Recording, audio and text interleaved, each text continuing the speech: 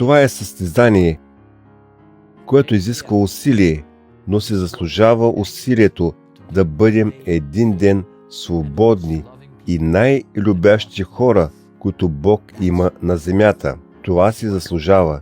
Заслужава се да положим това вътрешно усилие, не външно.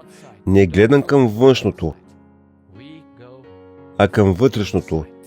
И ако то е чисто, разбира се, и външното ще е чисто. Но ако вътрешното не е чисто, може да имаме чист външен вид, като варосани гробници. Но все пак сме мъртви, а тук сме живи в Христос. И така, когато дойде като цар, а Той ще дойде много скоро, Той ще ни промени тогава в реалността на новия живот, защото трябва да бъдем преобразени в този нов живот чрез трансформация. И така, това е спасителен план. Толкова красиво Бог е направил нещата да работят. И можем да кажем заедно с Павел: да, това, което читах за печалба, външните неща,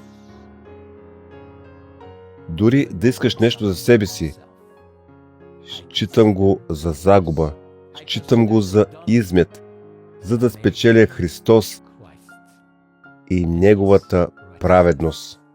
Това е Неговата праведност. Това е праведност, която започва бавно в нас и ние ставаме напълно едно с Него.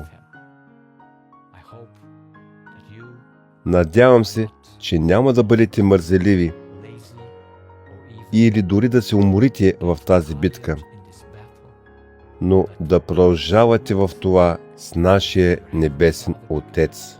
Тогава е невъзможно да не спечелим победата.